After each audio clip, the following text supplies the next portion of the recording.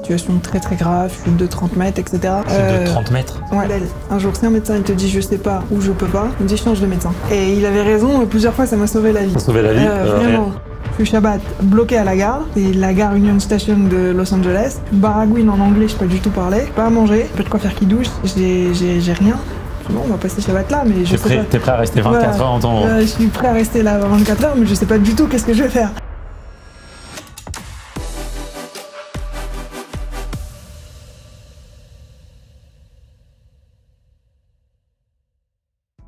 Bonjour Mendel. Bonjour Shalom. Ça fait plaisir, on a pu trouver ce moment pour discuter ensemble.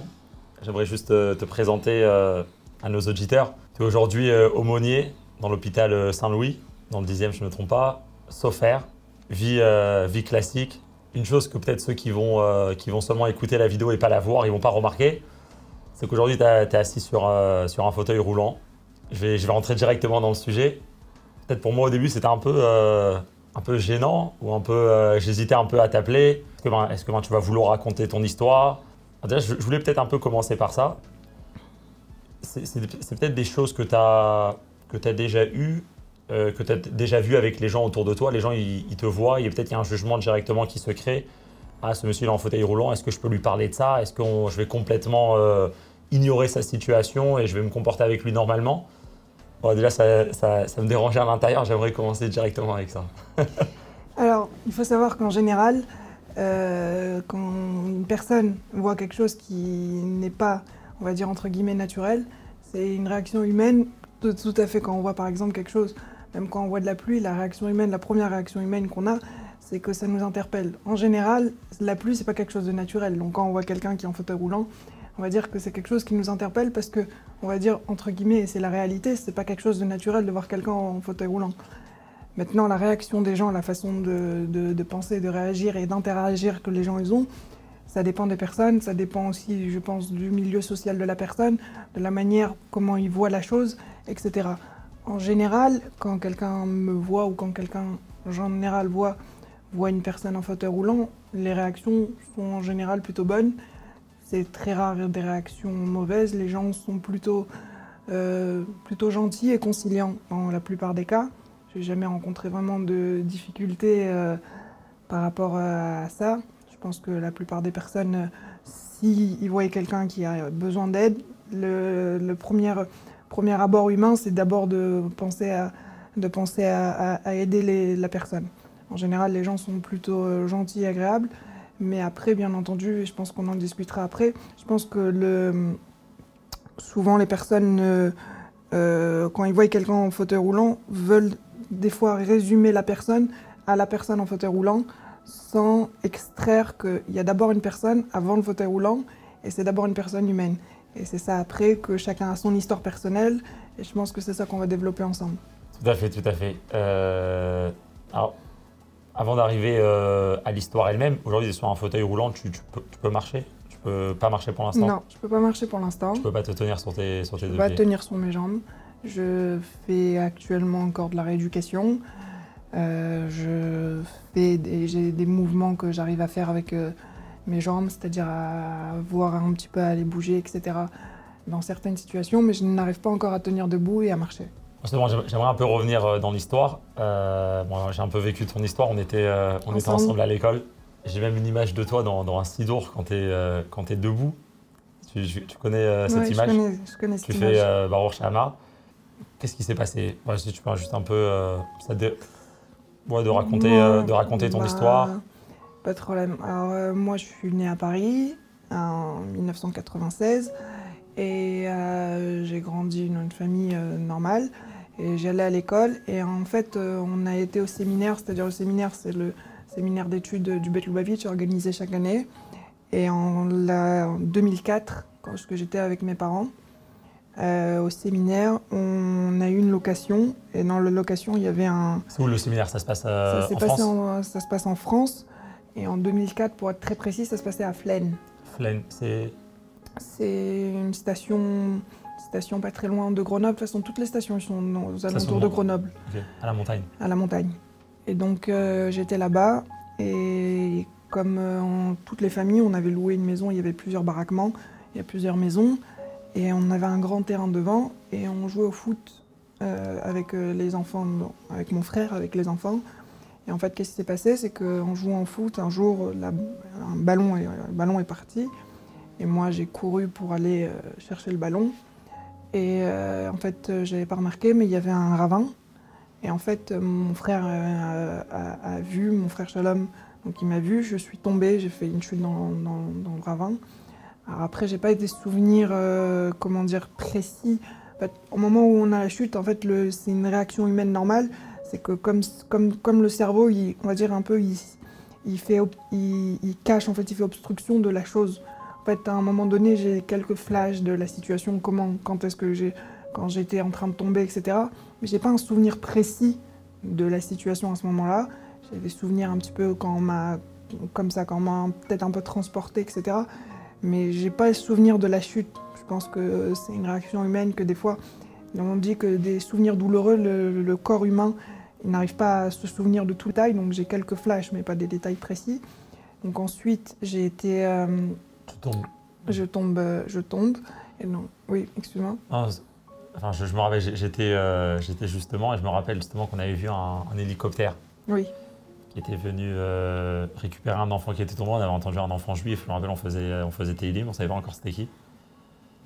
Et donc, tu avais 8 ans à ce moment-là. Exactement. Tu avais 8 ans, tu tombes, et... Et donc, à ce moment-là, situation très très grave, chute de 30 mètres, etc. Chute de 30 mètres? Ouais. Ah, wow. Malgré que la situation, en fait, personnellement, on n'en prend pas compte de la gravité parce que sur le moment, on n'est pas conscient. Et même mes parents qui étaient là, tout le monde savait que c'était très grave et que les premières 24 heures surtout étaient très cruciales pour ma vie, tout simplement. Pour ta vie. Et donc j'ai été transportée à l'hôpital de Genève où j'y ai passé plus d'1 mois. Alors j'ai subi directement 2 opérations. Deux très lourdes opérations. Et en fait, j'ai passé plus d'1 mois. En fait, j'avais des moments de conscience, mais la plupart du temps, j'étais endormie. Donc, j'ai pas beaucoup de souvenirs, malgré que j'en ai quelques-uns, mais pas des grands souvenirs. C'est-à-dire que je me souviens, des fois, je me réveillais, on me donnait un peu... Alors, je me souviens que j'avais pas le droit de boire ni de manger, puisque j'étais intubée. Mais j'avais une sensation Pendant 1 mois, tu étais intubée? Non, même plus qu'un mois, j'étais intubée, mais en tout cas... Cette sensation-là, je me souviens que j'étais intubée. Et donc, en fait, je me souviens très bien que j'avais pas le droit de boire. Les choses qu'on avait, c'est qu'on n'avait pas le droit de boire, mais que j'avais très soif. Et que pour apaiser la soif, en fait, on me donnait un glaçon pour sucer sous la langue, mais on ne pouvait pas boire et manger. Donc, en fait, c'était quelque chose qu'on faisait pour un peu atténuer la soif. Des petits souvenirs comme ça, mais c'est tout ce que je me souviens. Mes vrais souvenirs d'après l'accident commence vraiment à émerger quand je suis transportée à Paris. Je suis transportée à l'époque à l'hôpital de Garches. Et donc c'est à ce moment-là que j'ai plus des souvenirs, on va dire, plus précis. Parce que, on va dire, entre guillemets, la période de Genève, j'ai quelques souvenirs, mais pas des souvenirs totalement précis. J'étais la plupart du temps endormie ou à moitié endormie, donc je n'ai pas un souvenir précis. Là où le souvenir devient précis, c'est à partir de Garches. Tu te rappelles de ta première réaction quand tu prends conscience, après que tu te réveilles, après le coma, de ce qui s'est passé? Tu comprends, enfin je sais même pas si tu comprends. En réalité, à ce moment-là, tu comprends vraiment ta situation. À ce moment-là, je suis un enfant, j'ai 8 ans. Donc on sait qu'il y a quelque chose de grave qui s'est passé. Mais je pense que comme tous les enfants, on n'a pas conscience de la gravité de la situation. D'ailleurs, à ce moment-là, on ne te dit pas tout non plus. C'est-à-dire qu'un enfant de 8 ans... je me rappelle quand je me suis réveillée à Garches, je savais déjà que c'était grave et que j'avais quelque chose, etc. Mais on ne me dit pas, voilà, t'as ça et ça. Ça reste un peu un flou comme ça, une situation un peu floue comme ça. On sait qu'il y a quelque chose de grave qui s'est passé, sans savoir exactement la chose, qu'est-ce qu'il y a exactement. Bien sûr, je vois mon bras qui était dans un plat, je vois que j'ai plein de tuyaux partout, etc. Mais bon, on se dit que, on va dire, c'est à peu près une étape et qu'on... Tu disais ça peut-être. Voilà, on va s'en sortir, etc. Mais on n'a pas une conscience, on va dire, profonde de la gravité de la situation. Un enfant, il ne peut pas prendre conscience d'une situation grave. Donc tu as 8 ans, tu es à Garches, donc depuis ton accident jusqu'à que tu sors de l'hôpital, t'en as pour quelques mois? Alors depuis l'accident jusqu'à que je suis sortie de l'hôpital, j'en ai eu pour... je pense que j'ai passé un mois à peu près à Genève. Ensuite j'étais transférée à Garches et à Garches j'ai passé, je pense, une période de 3 ou 4 mois, quelque chose comme ça. Alors, plein de choses qui se sont passées pendant cette période-là, des choses vraiment incroyables. J'étais dans... Déjà, il faut savoir que au moins le premier mois que j'étais à Garches, j'étais dans un service qu'on appelle un service de réanimation. C'est-à-dire que les choses ont commencé un petit peu, on va dire, à évoluer dans le bon sens. On a commencé à enlever le plâtre, on m'a désintubé, etc. Malgré que je me souviens très bien que l'intubation, c'est quelque chose qui m'avait beaucoup marqué parce que ça a duré très longtemps et qu'on ne peut pas manger, pas boire. Mais voilà, j'ai passé un long moment en réanimation. Et bien sûr, j'avais la visite de mes parents, des amis qui venaient me voir. Et ça a été une période aussi, on va dire que période où j'ai passé à Garches, j'ai fait la connaissance de gens, de personnes vraiment extraordinaires, c'est-à-dire que des personnes qui, jusqu'à aujourd'hui, j'ai encore un très très bon rapport aujourd'hui avec eux. 20 ans après. Ouais, 20 ans après. Alors, une petite anecdote intéressante qui s'est passée, c'est que lorsque j'étais à Garches, mes parents dormaient tous les Shabbats chez le chaliar de la salle Saint-Cloud, qui est le Rav Mendy Alouche. Et vraiment, la communauté de la salle Saint-Cloud et Vaucresson, qui est les deux communautés qui sont proches, se sont vraiment mobilisés. J'avais vraiment beaucoup de visites. Des fois, même les infirmières me disaient non, on peut pas, il faut au maximum 2 personnes. Beaucoup de visites dans tous les jours. Le Rav Mendy Alouche venait me voir très souvent, bien sûr, comme mes parents. Je me souviens en particulier, il y a bien sûr toute la communauté qui s'était très mobilisée, qui venait me voir. Il y avait 2 souvenirs en particulier, c'est ça qui est intéressant, qui m'avaient marqué. C'est-à-dire qu'il y avait un jour, je me souviens, je me réveille, je devais dormir, faire une sieste, je sais pas, dans ma chambre. Et je vois une dame à côté de moi. Elle me dit bonjour, je m'appelle Rana Belousov et je suis de la communauté de la salle Saint-Cloud. Je connaissais pas cette dame et elle a commencé à discuter avec moi. Et elle, son mari et ses fils sont venus me voir toutes les semaines jusqu'à que je sorte de l'hôpital. Et on a gardé un très bon rapport. Et ça, sans me connaître, ils ont entendu la situation, ils sont venus, ils étaient de la communauté, ils sont venus me voir. C'était quelque chose qui m'avait beaucoup marqué. Mais une anecdote un peu fou qui s'est passée, c'était que aussi un jour, on me dit, il y a une jeune fille qui est venue te voir. Quelqu'un rentre dans ma chambre, je ne connaissais pas cette jeune fille. En fait, à ce moment-là, elle faisait des études en médecine. Elle était étudiante en médecine à l'hôpital. Et elle est venue me voir, elle me dit voilà, je m'appelle Aurélia Bergel, moi aussi je suis de la communauté de la salle Saint-Cloud et je suis venue te voir. Et elle venait me voir pratiquement tous les jours. C'est-à-dire moi j'avais ma famille qui venait me voir pratiquement tous les jours. Alors ses parents aussi, ses parents et son frère, ils venaient me voir très souvent et vraiment, ils venaient vraiment souvent. Mais elle venait tous les jours et des fois j'étais en soins ou quoi, elle attendait, elle faisait des études, elle n'était pas obligée, mais elle attendait pour pouvoir me voir, passer un quart d'heure, 20 minutes avec moi, discuter avec moi, etc. Parce que j'étais aussi loin, donc c'était toujours sympa d'avoir de la visite. Et ce qui est incroyable, c'est que quand je suis sortie de l'hôpital, cette famille-là, j'avais gardé un rapport avec eux pendant à peu près 2-3 ans, mais avec le temps a fait ce qu'il a fait, c'est-à-dire qu'on a perdu contact. Mais j'ai toujours su à peu près qu'est-ce qui se passait avec eux. Et dans ma tête, ça avait émergé l'idée que, justement, parce que cette jeune fille venait me voir tous les jours, moi je suis devenue aumônier, mais on reviendra à ça, mais juste pour finir sur l'anecdote, que ça donne envie d'aller voir les gens. Et ce qui est marrant, c'est que déjà à ce moment-là, tu as eu cette pensée. Cette pensée-là. Et ce qui est marrant, c'est que j'avais perdu contact avec cette famille pendant 20 ans. Et que l'année dernière, quand je suis devenue aumônier, j'étais à un mariage, 2-3 jours. C'était dans la même semaine où j'ai eu mon diplôme d'aumônier, où je suis devenue officiellement aumônier. j'étais en mariage et il y avait un copain justement, qui connaissait cette famille. Il m'avait dit, tu sais, tu m'en avais parlé. Et justement, le frère, il est à ce mariage. Je dis, non, c'est pas possible, ça fait 20 ans que je les ai pas vus. Et je vois le frère, je lui dis, qu'est-ce qui devient de ton père, etc. On reprend un contact, etc. Et je lui dis, il me dit ça, mais c'est fou et tout. Donc j'appelle le père de famille et on a eu un contact tout de suite, bien sûr qu'il se rappelait de moi. Et j'appelle justement, je lui dis, et ta sœur, alors qu'est-ce qu'elle devient? Elle me dit, voilà, elle habite là, etc. Elle devient ça et tout. Et je l'appelle et je lui dis, alors comment ça va et tout. Bien sûr qu'elle se rappelait.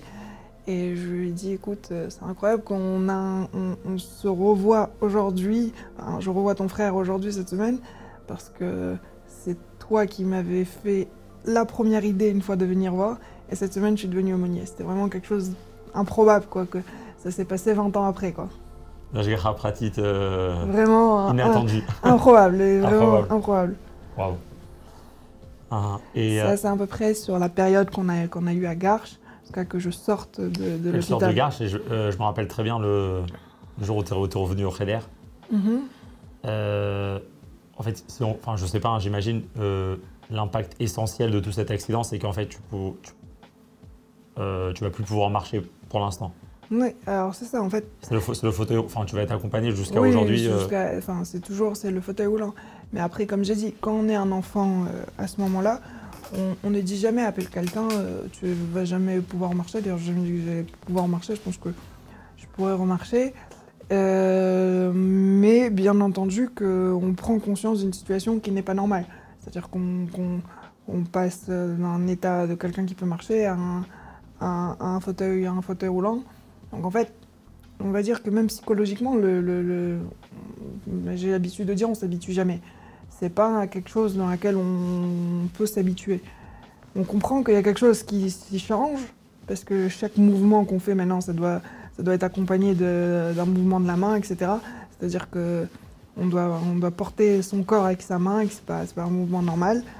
Mais j'avais mes parents qui ont toujours été très présents, ma famille qui a été très très présente à ce moment-là pour moi.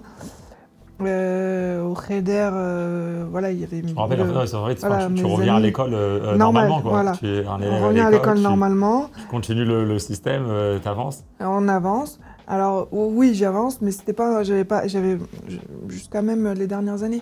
Quand j'étais au Kheder, j'ai jamais eu un cursus. Depuis ce moment-là, j'ai jamais appris une vie entre guillemets normale, mais ça avait déjà commencé un petit peu à changer. C'est-à-dire que je venais au Kheder le matin souvent, et j'étais tous les matins là au Kheder. Et l'après-midi, je faisais des séances de kiné. Donc j'allais déjà tous les jours à la kiné. Alors, il faut savoir que mon kiné à moi, c'est quelqu'un qui est extraordinaire. Pour moi, c'est le meilleur kiné de France, mais il est pas à côté, il habite dans le 14e. C'est vraiment quelqu'un qui sort de l'ordinaire totalement. Et quelqu'un avec qui j'ai fait beaucoup de progrès, on en reparlera sûrement de lui, mais il m'a fait beaucoup avancer. Je parle même pas que physiquement, mais je parle en tant que... On va dire en tant que mentalité humaine, c'est quelqu'un qui comprend, il a une mentalité, une vision des choses humaines, il comprend les choses et il a toujours un coup d'avance et il comprend les situations beaucoup plus, on va dire, on peut l'imaginer. Et donc en fait, à ce moment-là, j'allais au Kheder le matin, mais l'après-midi, je faisais 1 heure aller, 1 heure retour. Et je passais des fois 1 heure, des fois 2 heures sur place pour aller au kiné. Donc il y avait le Kheder, bien sûr que voilà, j'ai continué le cursus normal, j'ai étudié, etc. Mais j'avais pas les mêmes journées que tout le monde, c'est-à-dire j'ai jamais eu la même journée que tout le monde. Et je me rappelle que c'était très très fatigant. Je me rappelle que les allers-retours, d'aller jusque dans le 14e, attendre là-bas, faire la séance de kiné, revenir, etc. Je me souviens surtout, un souvenir qui est très présent, d'ailleurs parce que jusqu'à aujourd'hui encore, je vais souvent chez le kiné, je vais encore dans le 14e. Les trajets du 19e au 14e, c'est très très long. Alors quand les jours, on va dire qu'il n'y avait pas d'embouteillage, c'est 40-45 minutes. Mais les jours où il y a un embouteillage, c'est 1 heure, 1 heure et quart, des fois même plus. Donc les longs trajets aller-retour, ça je m'en souviens et c'est quelque chose qui m'avait marqué. C'est fou, enfin, on va revenir après parce que doucement on commence à apprendre sur son histoire. Je vais dire la vérité. Hein. Après un certain moment, moi, on s'est un peu perdu de vue. J'ai jamais vraiment réfléchi profondément. On est pareil, on est enfant, voilà, il y a un ami, il est en chaise roulante. comme tu disais, enfant, on ne fait On pas prend pas tellement conscience, attention. personne ne prend conscience. Alors bien sûr, on est choqué. Je me rappelle la première fois où on t'a vu en chaise roulante, mais pas forcément qu'on rentre tellement dans les détails. Mhm. Et en fait, récemment, quand j'ai pensé, justement pour te demander ton histoire, parce qu'avec tout ce que tu as eu, tout ce que tu as passé, et c'est ça vraiment qui m'a qui m'a passionné, enfin qui m'a vraiment inspiré, c'est que tu as réussi vraiment à te prendre en main. On étudiait sur Youssef. Youssef, c'est quelqu'un que de l'extérieur, on peut penser qu'il a subi tellement de choses, lui il va finir... Et non, en fait, on voit que c'est la personne qui a le plus réussi. Où il est, et il réussit. Et c'est un peu quelque part... Après, moi, je vais te dire, j'ai une philosophie personnelle. Je pense que souvent les gens... Alors, je pense que dans la vie quotidienne, quelqu'un qui a une vie en fait tout à fait normale, il va pas forcément s'en rendre compte. Mais je pense que quelqu'un qui passe, on va dire, quelque chose de difficile dans la vie, il s'en rend compte. J'ai une philosophie personnelle. Et d'ailleurs, c'est marrant parce que tu donnes l'exemple de Youssef, parce que c'est exactement Youssef. C'est qu'en réalité, une personne, quand elle passe un moment difficile, si elle essaye de, entre guillemets, de lutter toute seule contre la chose qui est très très difficile, elle va pas y arriver. Je ne vais pas rentrer dans les détails, mais j'ai connu quelqu'un qui a passé une épreuve, vraiment une épreuve très difficile. Et je lui ai dit, et il m'a dit, t'as raison. Et il a passé une épreuve vraiment très difficile. Je lui ai dit, écoute, moi je peux pas t'aider dans ton épreuve parce que c'est ton épreuve. Mais je lui ai dit, écoute, jusqu'à maintenant, tu vivais pour toi, maintenant tu vas apprendre à vivre pour les autres. Ça veut dire pas apprendre à vivre pour les autres, ça veut dire bien sûr que tu vis pour toi, ça veut dire que la vie, tu l'amènes, tu la vis au quotidien pour toi. Mais c'est-à-dire qu'en réalité, déjà, tu vas commencer à comprendre qu'il y a toi, il y a ta souffrance personnelle, il y a ce que toi, tu as au quotidien, on va dire, mais il y a un monde autour de toi. Et en fait, si des fois, toi, tu as envie de tomber, il faut que tu réfléchisses que si toi, tu tombes, tout le reste, on va dire, tombe. Et donc, tu dois être fort pour ce qui est autour. Moi, je pense que c'est une belle philosophie de vie parce qu'en fait, c'est pas égoïste de penser comme ça. C'est-à-dire que quelqu'un va dire, moi, on ne vit pas pour les autres, chacun vit sa vie pour lui. Mais en fait, si quelqu'un vit sa vie uniquement pour lui, ça va être une vie qui va être très, très égoïste et il va pas forcément réussir à passer les étapes. Alors que si, quand tu as une difficulté, tu dis, il faut que je passe cette difficulté, pas que pour moi, mais bien sûr aussi pour que les gens qui soient autour de moi puissent la passer. Donc en fait, tu réfléchis autrement et tu passes la difficulté beaucoup plus fort, facilement. Ok, ça m'intéresse. Enfin, en fait, tu es en train de dire que tu as eu tes difficultés, mais tu t'es dit, il faut pas que je pense à mes difficultés à moi, il faut que je pense aux autres. Alors, dans la logique, tu vas te rajouter tes difficultés, en fait. Mais tu dis, en fait, non, c'est parce que tu vas penser aux autres, que tu vas les aider à eux, et tu vas sentir une responsabilité que toi, tu es obligé de sortir de tes propres difficultés parce qu'eux, ils ont besoin de toi. Oui, c'est ça? C'est ça. Il y a un exemple très fort que le rabbi donne, et c'est quelque chose qui est vraiment extraordinaire. Le rabbi, il dit quelque chose de très fort. Il dit que des fois, quelqu'un qui est riche, qui a beaucoup d'argent, il va aider le pauvre. Et lui, il va penser qu'il va aider le pauvre. C'est normal, quelqu'un qui va venir lui demander de l'argent, il va lui donner de l'argent. Mais en réalité, si on réfléchit honnêtement, ce qui ne comprend pas la personne, le riche, à ce moment-là, ce qu'il ne comprend pas, c'est qu'en réalité, c'est plus lui qui a besoin du pauvre que le pauvre, il a besoin de lui. Pourquoi? Parce que le rabbi dit qu'en réalité, cet argent-là que tu vas donner au pauvre, c'est pas ton argent à toi, c'est l'argent que Dieu il t'a fait le shliach pour passer au pauvre. En deux mots, il t'a donné ça en picadone, il t'a donné ça en prêt pour que tu fasses passer. Donc en fait, c'est un peu grâce à lui que tu as ce que tu as. Donc c'est à peu près, c'est pas vraiment la même idée. Et toi, tu veux dire que dans ta situation, Dieu, s'il t'a envoyé dans la situation où tu es, c'est pour aller aider d'autres personnes?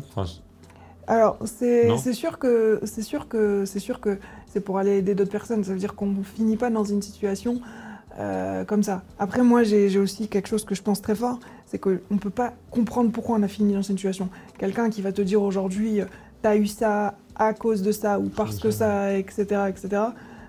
Tout ça, c'est des histoires de grand-mère, quoi, comme on dit. Ça veut rien dire. Ça marche pas. La situation, pourquoi elle s'est passée, on ne va jamais savoir. Mais en fait, là, je pense personnellement que le truc qu'il faut penser quand tu arrives dans la situation, c'est ok, comment moi maintenant dans cette situation-là, c'est un exemple de vie, mais c'est un exemple qui est très fort. Un jour, un enfant est parti voir son père, il lui a dit, papa, j'ai plein de problèmes, que j'en ai marre.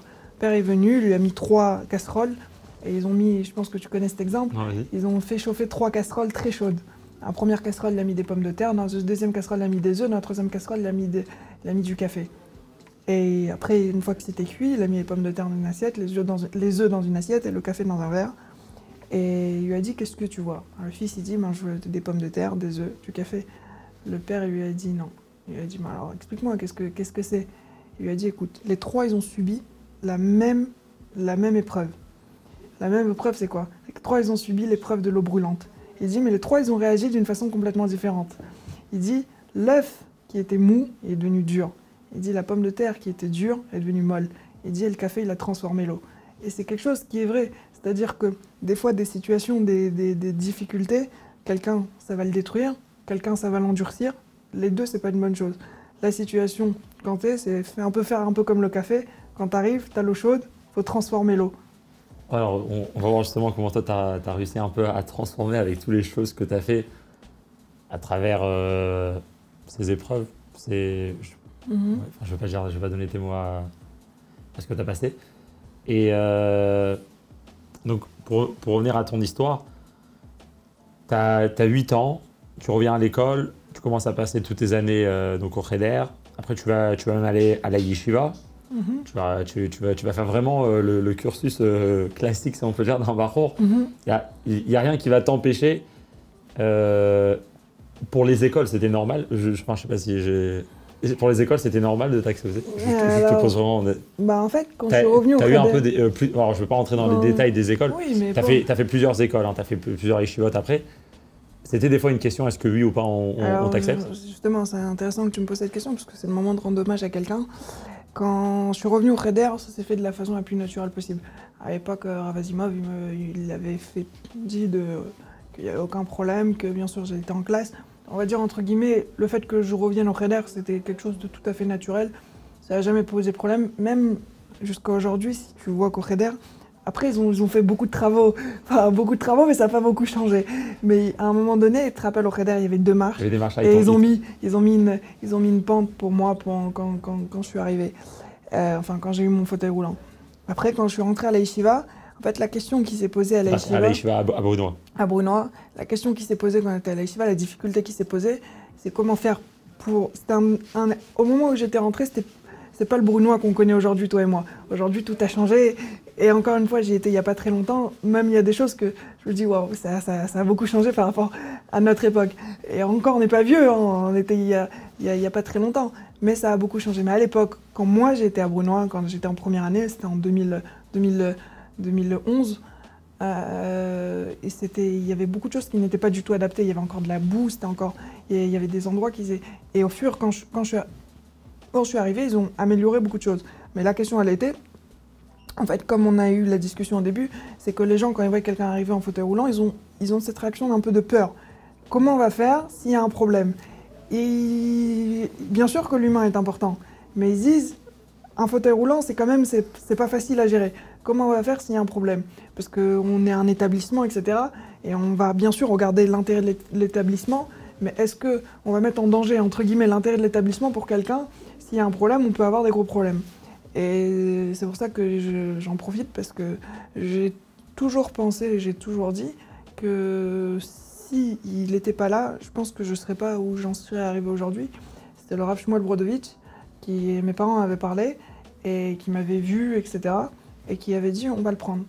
On va faire... C'est le Rav en Shuralev. La première classe à Bruno, en Shuralev. On va le prendre, on va faire un essai pour un mois, mais on va le faire. Et en fait, les gens ils se rendent pas compte, parce qu'à l'époque, la direction n'était pas du tout pour. Et en fait, lui, il a pris ça sur ses épaules, et ça a été une énorme responsabilité. Les gens ils se rendent pas compte, mais moi, sur le moment, je l'ai vécu, et j'ai toujours dit que je lui devrais toujours quelque chose. D'ailleurs, quand j'ai organisé un événement, on en reviendra la semaine dernière, je lui ai envoyé un message. Je lui parle pas souvent, ça faisait des années que je lui avais pas parlé. Je lui ai dit, écoutez, si cet événement-là, il a pu avoir lieu, c'est parce qu'il y a plus de 10 ans, vous m'avez accepté à la yeshiva. Sinon, je ne sais pas comment les choses elles auraient évolué. Wow. Donc on voit que des fois, quelque chose de bien que quelqu'un peut faire, ça a toujours un impact positif. Le fait que tu as accepté à la Yeshiva, ça t'a permis vraiment de suivre en fait, de m'épanouir. De continuer avec tes amis comme tout le monde, d'avancer dans la Yeshiva, de faire tes études. De faire toutes les choses plus tard, normales. Te permettre. Wow. Bien sûr. Donc voilà. C'était quand la période, on va dire, entre guillemets. Chaque école, ils ont fait des efforts, ils ont adapté leur endroit pour que tu puisses être sur place et profiter au maximum comme tout le reste des élèves. Exactement, bien sûr. Après Bruno, ils ont fait beaucoup de travaux, des travaux importants pour qu'on puisse adapter. À l'époque, le ZAL, ce qu'on appelle la salle d'études de Surbet Gimel, qui était à l'époque dans la cour, il n'y avait que des escaliers. Quand moi j'étais en Suralef et qu'ils savaient que j'allais passer en Surbet, ils ont fait pendant un mois, ils ont fait des travaux pour installer une pente pour que je puisse passer. La pente, il y avait une autre pente pour aller dans ma chambre. Je ne sais pas si toi, quand tu te rappelles, mais le parking à l'époque n'était pas dans un très bon état. Ils ont refait une pente vraiment digne de ce nom, vraiment une pente qui puisse accueillir pour quelqu'un soit en fauteuil roulant. Et vraiment, il y a eu vraiment beaucoup d'efforts qui ont été faits pour pouvoir m'accueillir dans les meilleures conditions possibles. Wow. Ok, donc tu fais 5 ans à Brunois, et après tu décides d'aller à la Yeshiva à l'étranger. Ah ouais, les Torah. Ouais, les Torah, c'est les Torah, c'est à New York. À New York, chez le Rabbi. Aux États-Unis, ok. Donc je décide d'aller à New York, chez le Rabbi. Une des choses que aussi, malgré plus toutes les choses que j'ai bien sûr appris pendant 5 ans à Brunois, les choses que j'ai appris aussi à Brunois grâce à un copain qui m'a appris, j'ai appris Sofrout à la Yeshiva, c'est-à-dire que j'ai appris à écrire à la Yeshiva. T'es Sof. Je suis Sofer. Donc j'ai appris à écrire à la Yeshiva, et ensuite, comme on va dire c'est un peu ce qu'on va dire le parcours normal, c'est qu'on finit, comme j'ai toujours voulu faire un parcours, on va dire entre guillemets normal, donc quand on finit, on a l'habitude d'aller à 1 an à la Torah. Donc juste une des choses qui s'est passée quand on a passé, on va dire entre guillemets, de Bruno à la Torah, c'est qu'en fait le même problème qui s'est posé quand je suis arrivé à Bruno, il se posait quand je suis arrivé à la Torah. C'est-à-dire qu'en fait, à la Torah, ils avaient un peu peur au niveau du fauteuil roulant. Et en fait, on ne savait pas trop comment faire parce qu'ils voulaient m'accepter en tant que barreau, mais le fauteuil roulant leur posait problème parce que le dorme n'était pas adapté. Donc ils m'ont dit, écoute, on t'accepte, ça marche, tu peux venir, mais il faut que tu te débrouilles en dorme. Donc déjà, avant de m'accepter, il y avait toute une histoire. Ils ne voulaient pas accepter tant qu'ils ne savaient pas. En fait, à ce moment-là, mon père avait entendu parler de quelqu'un qui avait eu aussi un enfant qui avait été en fauteuil roulant à Oel Torah. Et il l'a appelé, c'est le Rav Ephraim Mintz, il habite à Kronheitz. Mon père, il l'a appelé et il lui a dit la situation à laquelle on était confronté. Et lui, il ne me connaissait pas, il ne m'avait jamais vu de mail de sa vie. Il a dit, voilà, mon fils est en fauteuil roulant, il a envie de se faire accepter, est-ce que vous pouvez nous aider? Et lui, il a dit, je m'en occupe, alors qu'il ne m'avait jamais vu de sa vie. Et il a appelé tout de suite la yeshiva, et je ne sais pas comment il a fait, ils ont accepté. Ils ont dit, à une condition, c'est qu'on le prend, mais il ne dort pas à la yeshiva parce que ce n'est pas adapté. Mais il peut étudier à la yeshiva, faire tout à la yeshiva, mais manger et tout, mais pas dormir. Et donc, j'étais acceptée, mais je n'avais pas où dormir. Et justement, le Rav Ephraim Mintz, avec sa femme, ils ont dit à mes parents, écoute, pas de problème, il n'a pas où dormir, on va dormir chez nous à la maison. Et j'ai dormi chez eux à la maison pendant 1 an, totalement gratuitement. Et c'est vraiment, jusqu'à aujourd'hui, pour moi, ces gens-là, c'est des gens qui sont vraiment extraordinaires. Et je tiens à leur rendre hommage. Et jusqu'à aujourd'hui, j'ai un rapport très très fort avec eux. Quand je vais souvent chez le Rabbi, je vais souvent chez eux. Tu vas encore chez eux aujourd'hui? Je vais encore chez eux et encore avant Hanouka, on a encore parlé avec eux. C'est devenu la famille. C'est vraiment devenu la famille.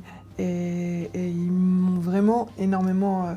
et ça veut dire que non seulement ils m'ont accueilli chez eux, mais c'était vraiment un accueil, on va dire, familial. C'est-à-dire que par exemple, le Shabbat, on mange à la yeshiva. Ils me disent non, toi tu manges pas à la yeshiva, ou les parents ils vont manger chez des gens, toi tu manges à la maison. Oh. Souvent, Shabbat, je mangeais chez eux à la maison. Vraiment, je tiens à leur rendre hommage, c'est une famille vraiment extraordinaire. Magnifique. Donc voilà, après on a fait toute l'année, grâce à Dieu, à Oel Torah, j'ai passé mon année là-bas. Ok, alors tout ça c'est ton parcours à la yeshiva. Et à un certain moment, je sais, tu vas essayer d'aller dans une rééducation pour essayer de finalement pouvoir marcher. Oui, alors une fois que j'ai fini mon année à Torah, il y a eu une opportunité qui s'est ouverte à moi pour pouvoir justement faire un centre de rééducation en Amérique. Encore aux États-Unis? Aux États-Unis, mais dans un autre endroit des États-Unis, en Californie, Wow. pour pouvoir justement aller et pour pouvoir commencer une rééducation, ce qu'on appelle une rééducation intensive. Parce que moi j'ai ce qu'on appelle une compression de la moelle épinière et avec de la rééducation on peut régler ce problème-là. Donc j'ai été à San Diego. Alors, Dans tous ces voyages, tu voyages tout seul, t'es tous ces débrouillard? moments, voilà, quand j'étais à Torah, quand j'étais à la Yeshiva, j'ai fait tout seul. J'étais tout seul, je me suis débrouillé tout seul. Et là, tu vas aller en Californie tout seul. Mais là, en Californie, ce qu'il y a, c'est qu'au-delà du parcours qu'il y a eu, d'ailleurs, je tiens à rendre hommage à toutes les personnes qui ont aidé, parce que c'était un projet très coûteux financièrement, qui coûtait ça a coûté plusieurs milliers de dollars tous les mois. Et grâce à des généreux donateurs, des gens qui ont aidé, ça a pu être financé. Mais en dehors de ça, le passage en Californie, en fait, pour moi, ça a été un passage, on va dire, entre guillemets, très très difficile. En fait, là-bas, je louais un appartement pour dormir, mais ça a été très difficile dans le sens où j'avais, entre guillemets, j'avais le centre de rééducation, on va dire, 3-4 heures par jour. Des fois un peu plus, mais c'était grosso modo en 4 heures par jour. Et en fait, le reste du temps, je me rentrais chez moi. Déjà, il faut savoir qu'à ce moment-là, tous les années que j'étais à la Yeshiva, je mangeais à la Yeshiva. Donc, j'avais pas ce problème-là. Et donc, en fait, là, il y a eu quelque chose qui s'est passé, c'est que non seulement je devais me faire moi-même à manger en Californie, et je vivais dans un appartement seul. Et là, ça a été très très difficile, c'est-à-dire entre guillemets, non seulement physiquement, c'était très intensif comme programme, et ça m'a apporté énormément de choses, mais moralement aussi, c'était très difficile. Se retrouver, on va dire, entre guillemets, seul à plus de 15 heures de vol de Paris, parce qu'il n'y a pas de vol Paris-San Diego direct. C'est Paris-New York, New York-San Diego, t'as Paris-New York, t'as 8 heures de vol, et New York-San Diego, t'as encore 6 heures de vol. Donc c'est très très loin. Et surtout, alors le Shabbat, je passais chez un shliach, d'ailleurs à qui je tiens à rendre hommage, c'est le Rav Moshe Lider, qui m'a accueilli tous les Shabbats. C'était quelqu'un d'extraordinaire, mais vraiment, humainement parlant, une des plus belles personnes que j'ai rencontrées dans ma vie.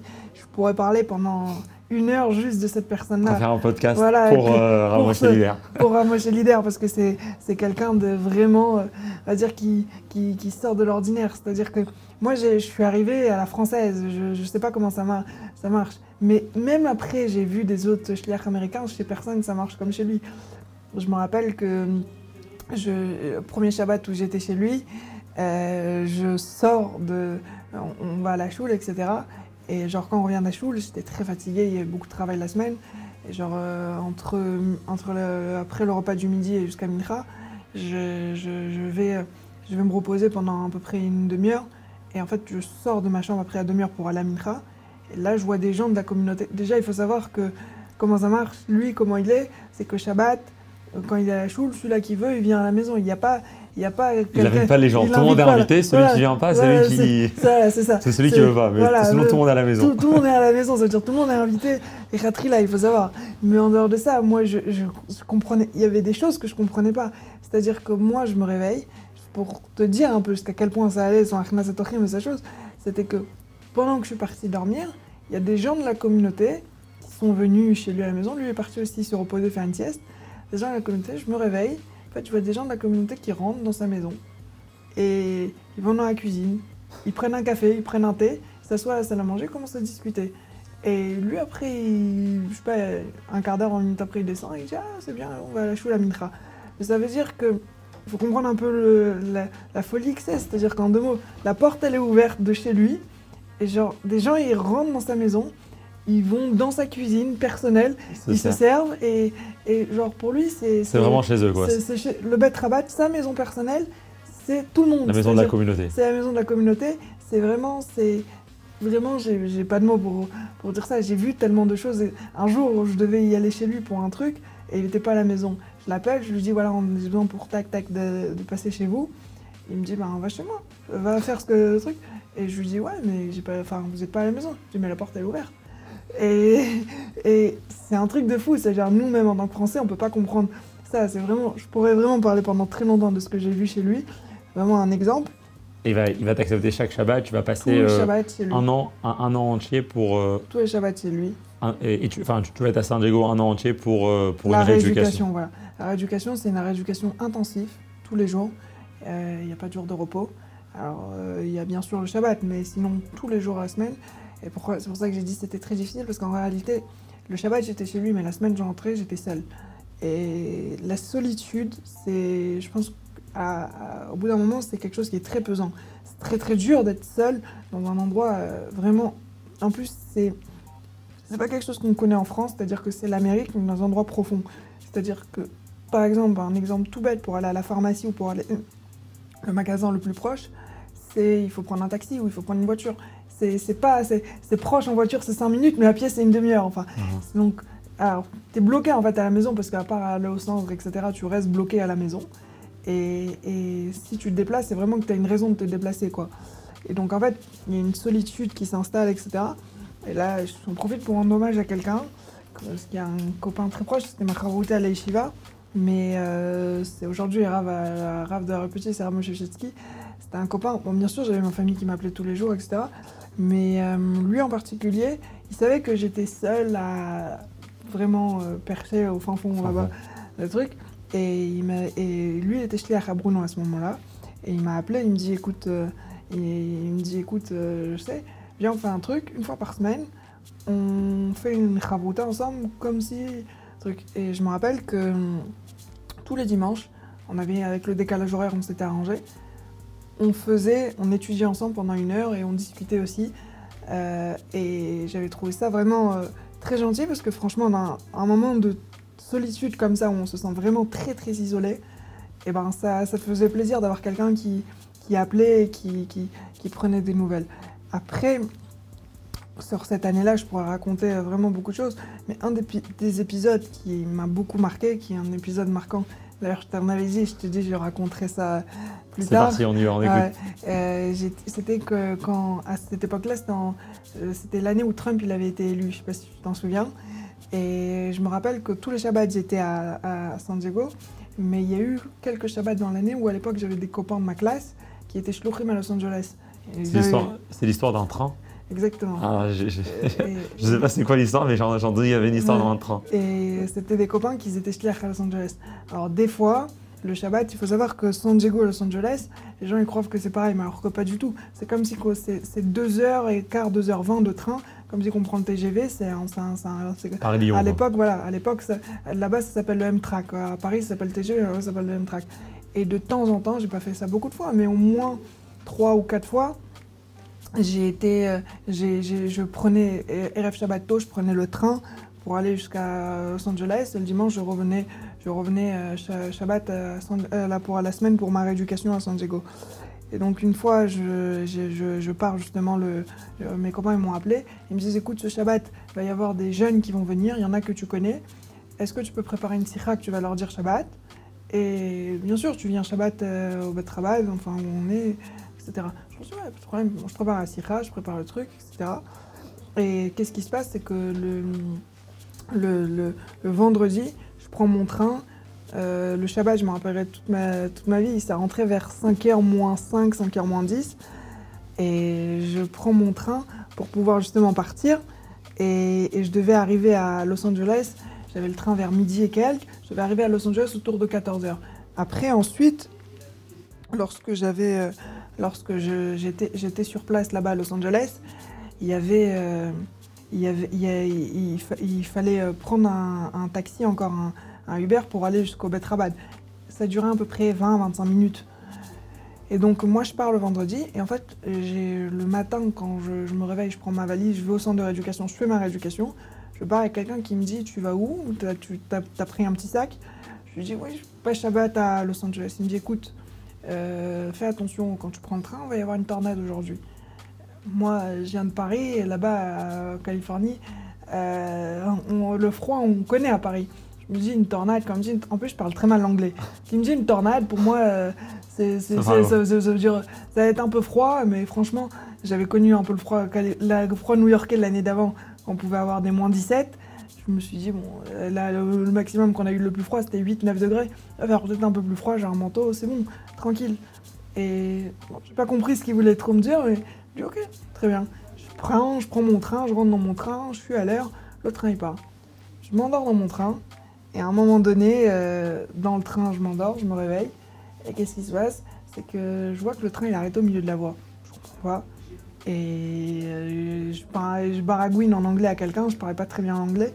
Je dis qu'est-ce qui se passe, what happened, pourquoi ça a arrêté au milieu? Il me dit il y a la tornade, et il y a en fait un arbre qui est tombé, qui a bloqué la voie. Oh non. Et je fais oh non, c'est le truc. Moi je commence à regarder l'horaire, et je me dis bon, ça va, il nous reste encore du temps, je suis large quoi. Et en fait je vois que le temps il tourne, le temps il tourne, et le train il avance pas. Et on est bloqué, mais vraiment en plein milieu de la Californie, voilà, j'ai quelques heures avant Shabbat seul. Et en plus, le pire, c'est que c'est des choses que j'avais pas réfléchi, mais ça veut dire, j'avais pris avec moi un petit paquet de gâteaux, il y a 5 gâteaux dedans, j'avais rien prévu pour Shabbat, je passais Shabbat là-bas et j'avais rien, donc j'avais rien. Et donc en fait, qu'est-ce qui se passe, c'est que je suis bloqué, je vois que c'est complètement, et on est au milieu d'un champ. Je suis purée, il faut vraiment que ça avance, ça va être une catastrophe sinon. Et vraiment, on attend pendant 1 heure et quelques. Et genre vraiment au bout d'un certain temps, le train il avance, mais je remarque qu'on est trop en retard, et je remarque vraiment, même en arrivant avant Shabbat, le temps de prendre le Uber, tout ça, j'allais jamais arriver avant Shabbat au Bet Rabat que je voulais arriver. Je commence à chercher sur mon téléphone, c'est quoi le Bet Rabat le plus proche?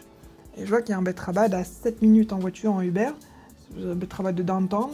Je me dis, ben écoute, pas le choix, dès que j'arrive, je fonce, je sors, je fonce. Je prends un taxi et je fonce au Bet Rabat de downtown, et après, je me dis n'importe quel Bet Rabat, je me débrouillerai après. Mais au moins que j'ai quelque part où passer Shabbat. Qu'est-ce qui se passe, c'est que quand on a eu énormément de retard, je sors du train et il est déjà 16h45. On est déjà 20 minutes avant Shabbat. Et mes copains ils m'appellent, ils me disent tu t'en fous, tu prends un Uber, même si ça rentre pendant Shabbat. T'es déjà dans l'Uber, tu roules. Je dis mais c'est mort, je veux pas être Mechal Shabbat. Ils disent mais non, tu t'en fiches, c'est pas grave. Il y a des coulottes, il faut trouver des coulottes quand même, non? Il faut trouver des coulottes, mais je dis mais c'est mort, je serai pas Mechal Shabbat. Et moi, on en reparlera, mais un de mes héros pour moi, c'est quelqu'un qui pour moi, j'ai lu son histoire quand j'avais 8 ans, c'est Rabbi Eliezer Nanes. Rabbi Eliezer Nanes, il a passé 20 ans en Sibérie, il a jamais été Mechal un Shabbat. Donc pour moi, cette histoire-là, c'est pas possible d'être Mechal Shabbat.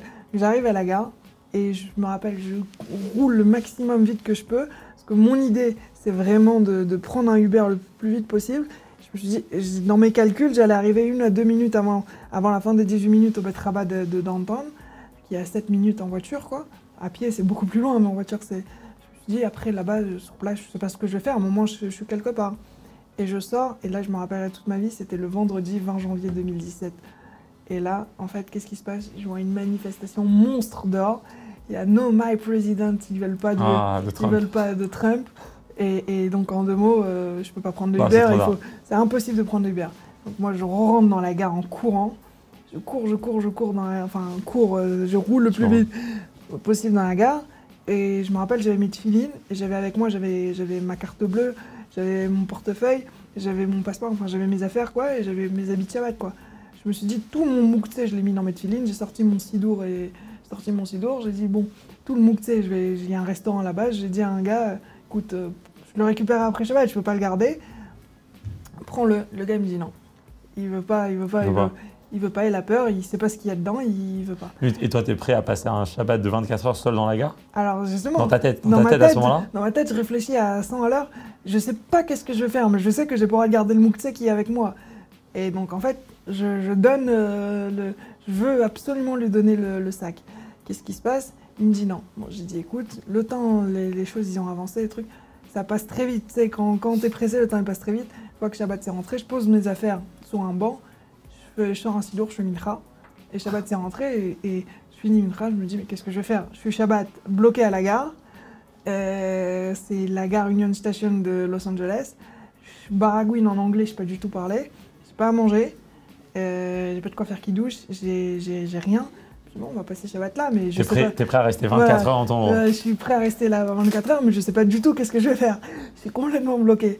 Et là, à ce moment-là, il y a un couple, ils ont, je sais pas, 60 ans, de juifs.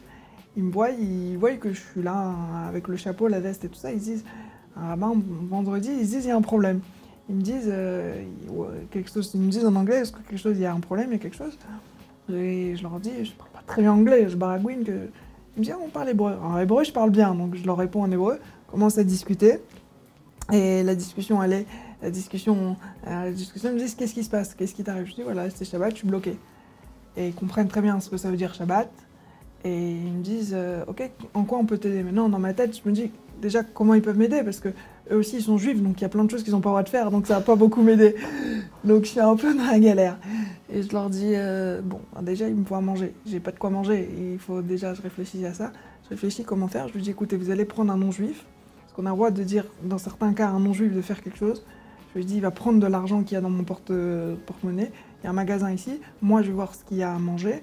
Et lui, il va m'acheter, mais il faut lui dire exactement comme je vous dis, parce qu'on ne peut pas dire comme ça, il faut lui dire d'une certaine manière. Vous allez être mon traducteur. Ils me disent, ok. Ils disent à une dame, la dame, elle dit, ok, je vais t'aider, truc. Elle prend l'argent, j'arrive dans le magasin, je tourne dans le magasin, j'ai déjà trouvé quelque chose à manger pour Shabbat, quoi. Je tourne, il n'y a rien à manger. Enfin, en plus, on est un peu religieux, donc on fait attention à la Hashgacha. Je prends pas au you comme ça veut dire je fais attention. Donc à la fin, je trouve des bananes et je trouve de l'eau, j'achète, je sais pas, 12 bananes et de l'eau. Je me dis, au moins, j'ai des bananes et de l'eau, je vais tenir jusqu'à demain. Et je sors du magasin, ils me disent, très bien, et maintenant, qu'est-ce que tu vas faire? Je dis, je sais pas, moi, je vais rester ici, je suis bloqué, je peux rien faire. Ils me disent, mais tu comprends pas quelque chose, toi. Ils me disent, ici, à 9h, la gare, elle ferme. Donc à 9h, tu vas te retrouver dehors, dans la rue de Los Angeles, et t'as un fauteuil roulant. Et dehors, c'est dangereux ici, la nuit à Los Angeles, c'est pas possible. Et donc en fait, ce qui se passe, c'est que je leur dis, ok, très bien, je réfléchis dans ma tête, qu'est-ce que je peux faire? J'ai pas 36 solutions. Et en fait, je leur dis, écoutez, c'est comme ça, il faut me trouver un hôtel, et je vais trouver une solution après. Il faut me trouver un hôtel autour de la gare. Il sort le téléphone, il me dit, je te trouve un hôtel. Je dis, non, vous n'avez pas le droit parce que vous êtes juif. Il me regarde comme un malade, mais de où il sort celui-là? Parce qu'il ne va pas chercher pour un hôtel. Il me dit, alors comment tu veux qu'on te trouve un hôtel? Et je leur dis, si vous voulez vraiment m'aider, il faut sortir de la gare et marcher dans la rue pour voir un hôtel. Où il y a un hôtel. Il me regarde, il me dit, ok, ils vont. Et 1 heure après, ils reviennent, ils ont fait tous les hôtels du truc. Il y a un quart d'heure d'ici, ils avaient marché pendant 1 heure, on t'a trouvé un hôtel où il y a une chambre de libre. Il me dit, mais maintenant, comment tu veux y aller là-bas? Et là, je leur dis, écoutez, je réfléchis encore dans ma tête comment je vais y aller pour y aller là-bas. Et là, en fait, je me dis, bon, il faut demander à un non-juif qui, s'il veut bien me prendre et m'emmener à l'hôtel. Et là, il y a un non-juif qui passe, il dit, est-ce que tu veux nous aider pour quelque chose? Le non-juif, il dit oui, tout de suite. Et donc après, il dit oui, tout de suite, sans me demander. Il lui explique comment moi je leur dis, parce qu'on ne peut pas dire comme ça, il faut lui faire comprendre. Le non-juif, il comprend que j'ai besoin d'aller, il me dit ok, et on part, il me pousse, il m'emmène à l'hôtel, et eux, ils viennent avec moi. On arrive à l'hôtel, il restait une chambre d'hôtel, et le non-juif, il me regarde, qu'est-ce que tu veux faire, quoi? Je lui fais comprendre par eux qu'en 2 mots, j'ai pas le droit de lui dire, mais que je veux qu'il me prenne une chambre d'hôtel. Ouais. Voilà, donc en 2 mots, il comprend qu'il doit fouiller dans mon sac, il sort ma carte bleue, il sort mon passeport, il me prend une chambre d'hôtel. Et il m'emmène dans la chambre d'hôtel, je rentre dans la chambre d'hôtel, déjà je suis un peu plus calme, je me dis bon, je suis pas dehors, Shabbat, ça passe, tranquille et tout. Et je lui dis, écoute, merci beaucoup, c'est super gentil, tu m'as beaucoup aidé. Viens, je te donne, je sais pas, j'avais 20 $, prends 20 $ dans mon sac. Il me dit non, je veux rien du tout. Je dis pourquoi? Et il me dit, parce que écoute, il me dit, moi je suis croyant en Dieu. Il me dit, ça fait 20 ans que je prends le même train tous les vendredis. Et j'étais avec ma copine, et là aujourd'hui, on est arrivé, le train, je l'ai raté d'une fraction de seconde. Et je me suis dit dans ma tête, moi, si le bon Dieu il m'a fait rater le train, c'est que je devais faire quelque chose. Et quand je suis sortie, c'est pour ça que la première chose, toi, eux, ils t'ont demandé est-ce que tu veux aider. Le couple a demandé est-ce que tu veux aider. Moi, j'ai tout de suite dit oui, tout de suite. Il dit moi, je croyais en Dieu, je te prends rien. Et donc, je passe dans l'hôtel et je passe la nuit dans l'hôtel.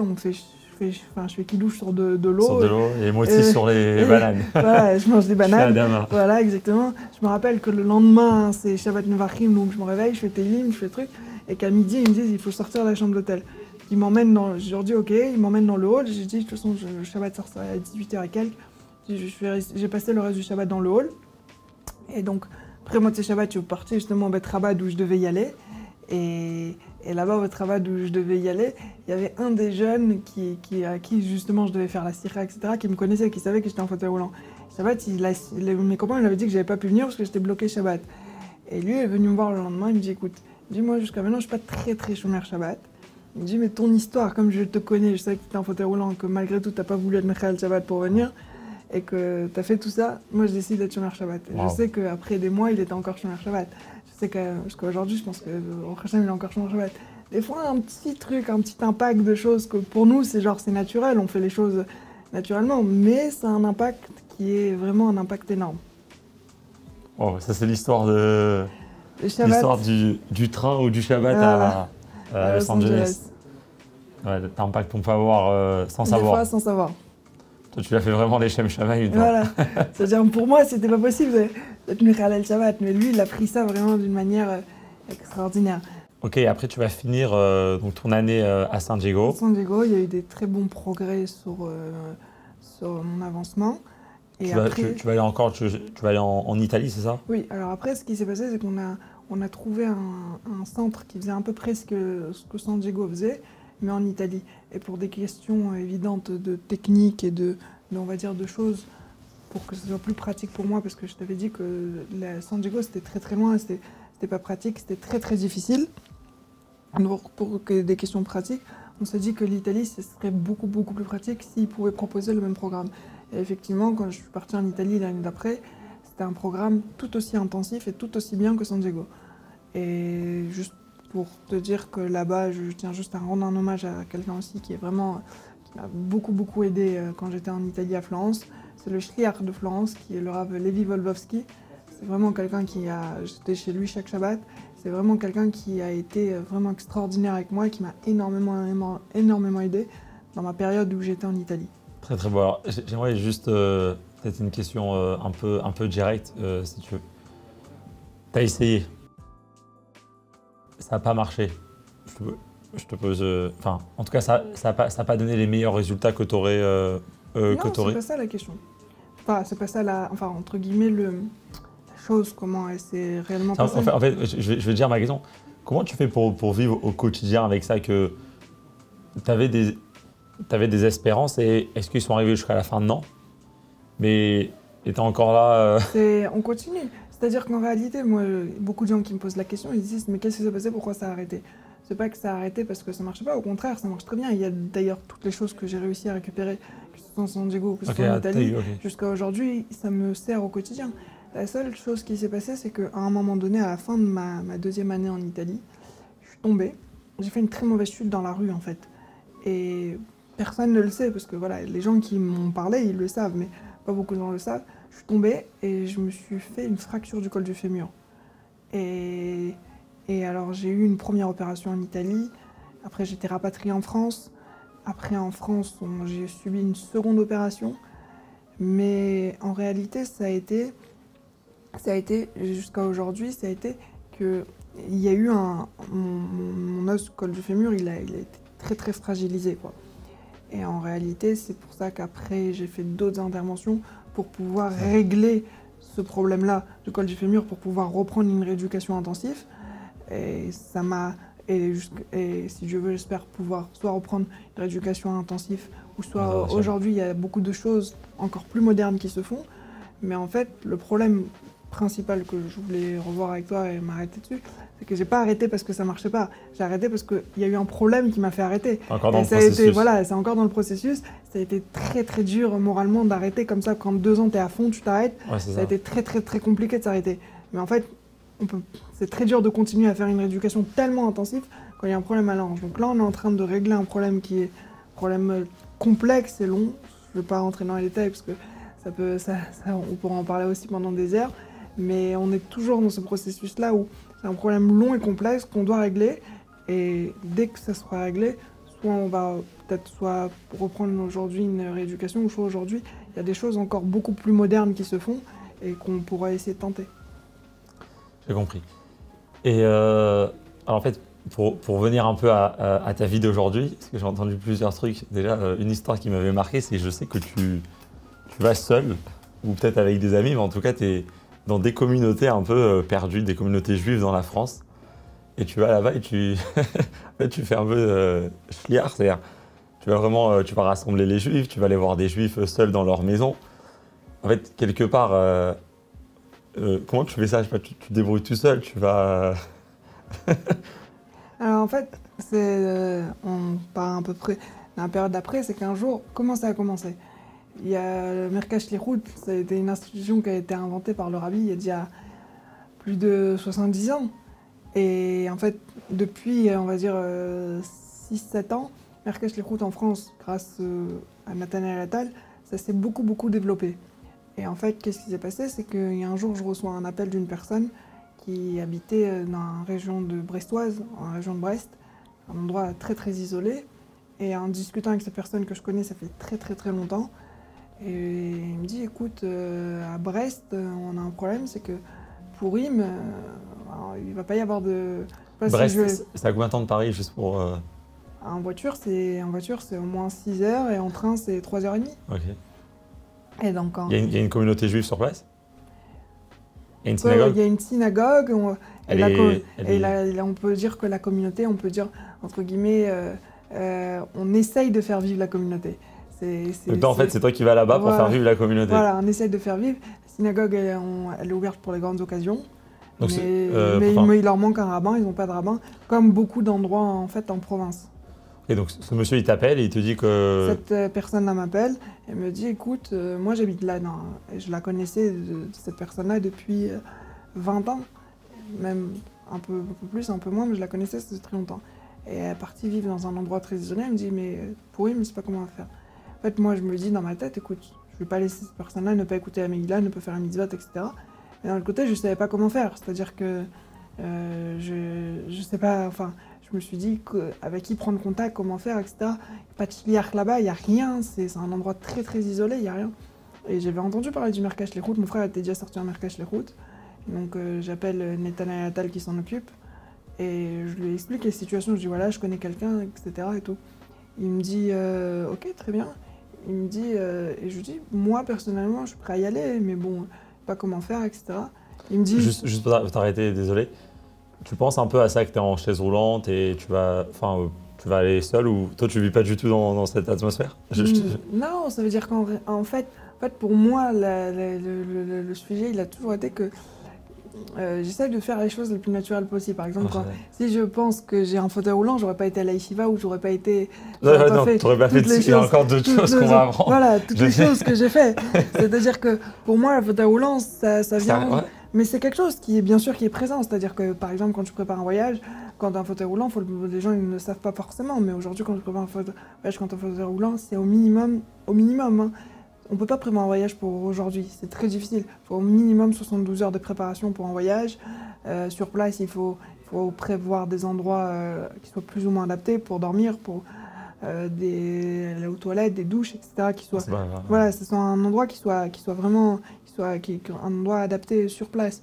Donc toi, tu contactes Nathanaël Attal en pensant que toi, tu vas aller à Brest? Ouais. Pas forcément, moi de base. Tu contactes pour lui? Voilà, je lui dis comment tu vois la chose, parce que je sais que lui fait Merkach Lichut. Donc lui, je lui dis, est-ce que tu penses, il me dit, tu peux y aller, tu veux y aller. Moi, écoute, je pense que je peux le faire. Il me dit, écoute, ben, fais-le. Et il me dit, ta carte blanche, fais-le. Je lui dis, ok, très bien, et comment ça se passe? Il me dit, écoute, toi tu organises, le Merkach Lichut, on te finance l'hôtel, le voyage.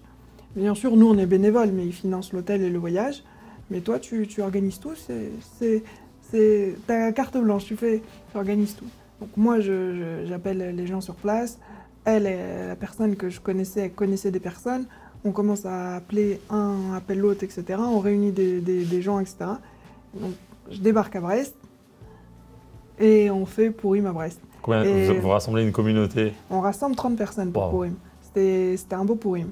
Et en fait, après, une fois que je finis Pourim, Nathanaël Attal, il me rappelle. Il me dit, Chazak et tout, c'était très bien Pourim. Il me dit, Pessah, cet été, qu'est-ce que tu fais? Je lui dis, Pessah, je suis chez moi, et cet été, je sais pas. Il me dit, écoute, ça s'est très bien passé, pourquoi tu continuerais pas à t'occuper de cette communauté? Et je lui dis ok. Et donc Pessah, on comment c'est organisé, on ne va pas sur place, mais on envoie les matzot pour les gens. Et pendant l'été, il me dit, bon, bah, écoute, nous en été, on envoie dans plein de communautés, puisque toi, tu as commencé en Bretagne et que tu as bien réussi, vois ce que tu peux faire en Bretagne. Comment tu pourrais développer un peu en Bretagne. Je sais pas, alors là, l'été, je prends un copain qui était disponible, et on part à 2.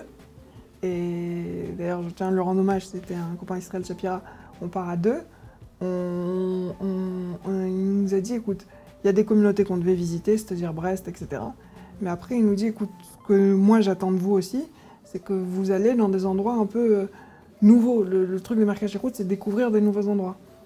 Et donc, nous, on fait plusieurs communautés. Vraiment, en une semaine, on a fait, je ne sais plus de 1500 km, quelque chose d'énorme, quoi. On ne s'arrêtait pas de rouler. Dans toute la France, vous allez visiter? Non, dans toute la Bretagne. En fait, on a fait la Bretagne de long en large. Après, on est parti à Bordeaux. Après, on est revenu. Enfin, on a fait un programme vraiment de fou.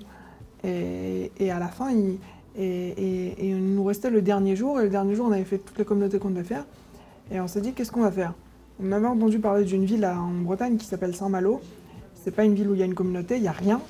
Mais c'est une ville, entre guillemets, très connue pour, on va dire, entre guillemets, un peu touristique comme ça. C'est comme si on dirait un peu comme Venise ou des choses comme ça. C'est une ville touristique, mais c'est une toute petite ville. Vraiment toute petite. Et on s'est dit, écoute, on n'a rien à faire. Enfin, on n'a rien à faire. On peut faire beaucoup, mais on n'a pas un plan précis. Viens, on tente le coup à Saint-Malo.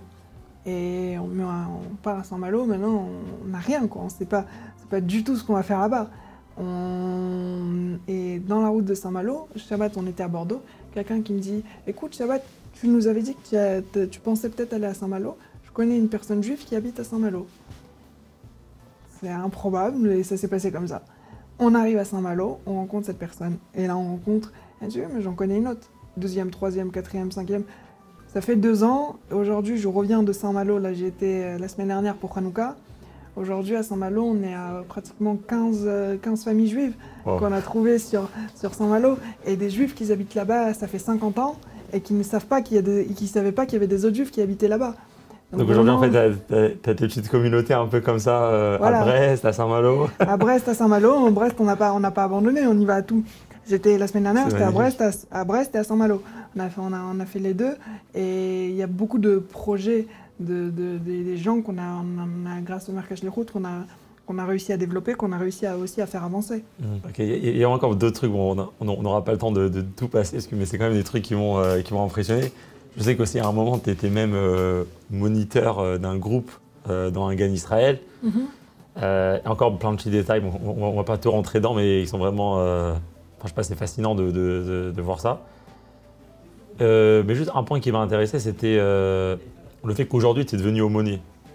Aujourd'hui, tu es aumônier à l'hôpital. Qu'est-ce que c'est aumônier? Enfin, qu'est-ce que tu fais exactement quand tu es aumônier? C'est pour les fêtes, enfin, exactement qu'est-ce qui se passe? Et qu'est-ce qui t'a poussé à devenir aumônier? Est-ce que c'est ton passé? Est-ce que c'est ton vécu qui t'a dit j'ai besoin d'être aumônier? Alors, en fait, qu'est-ce qui s'est passé? Je vais juste revenir 2 minutes, je tiens juste à rendre hommage à quelqu'un. C'est-à-dire Rav Michael Socher à Boulogne et à sa femme, que quand moi j'ai fini mes 5 ans de Brunois, comme tous mes copains, je cherchais un GAN Israël. Et encore une fois, le fauteuil roulant, c'est quoi? Et lui, il me dit, écoute, il me dit, moi je te prends mon GAN Israël, je te fais confiance. Et c'était quelque chose d'important, quelqu'un qui fasse confiance, etc., c'est une responsabilité. Et il m'avait confié un groupe. Et ça s'est très très bien passé. J'ai eu un groupe d'enfants de 11-12 ans. Voilà. Je sais que tu es revenu l'année d'après, donc ça veut dire que ça s'est bien passé. J'ai fait 2 ans, fait 2 ans moniteur de GAN Israël chez lui, et c'était une expérience vraiment extraordinaire.